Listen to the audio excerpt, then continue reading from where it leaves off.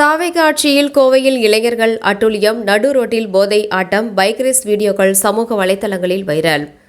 சிட்ரா மருத்துவமனை அருகே நடு ரோட்டில் ஆட்டம், கவுண்டபாளையத்தில் பைக் வீலிங் வீடியோக்கள் வெளியாகி சமூக வலைதளங்களில் பரபரப்பு.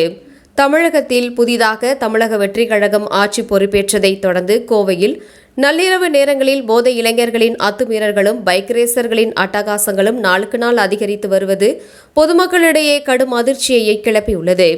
கோவையில் அண்மை காலமாக நள்ளிரவு நேரம் சட்டம் ஒழுங்கு சீர்குலைந்து வருவதாக குற்றச்சாட்டுகள் எழுந்துள்ள நிலையில் நேற்று நள்ளிரவு சிட்ரா பகுதியில் கவுண்டபாளையத்திலும் அரங்கேறிய போதை வாலிபர்களின் அட்டகாச வீடியோக்கள் சமூக வலைதளங்களில் வெளியாகி பெரும் விவாதத்தை கிளப்பியுள்ளது.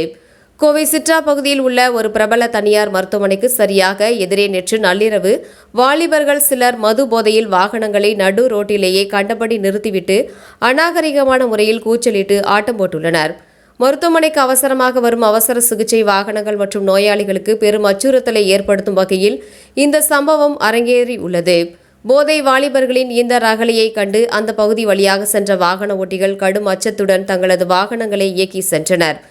இதேபோல் கோவையின் மற்றொரு முக்கிய பகுதியான கவுண்டபாளையத்திலும் நள்ளிரவு நேரங்களில் இளைஞர்கள் சிலர் தங்களது பைக்குகளில் சைலன்ஸ்களை மாற்றி காதை பிளக்கும் சத்தத்துடன் ஆபத்தான முறையில் பைக் ரேஸ் மற்றும் வீலிங் போன்ற சாகசங்களில் ஈடுபட்டு வருகின்றனர்.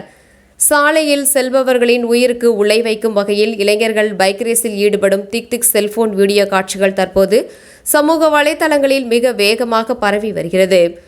கோவையில் நள்ளிரவு நேர ரோந்து பணியை தீவிரப்படுத்தி இத்தகைய சமூக விரோத செயல்கள் ஈடுபடுவோர் மீது கடுமையான நடவடிக்கை எடுக்க வேண்டும் என பொதுமக்கள் வலியுறுத்தி வருகின்றனர்.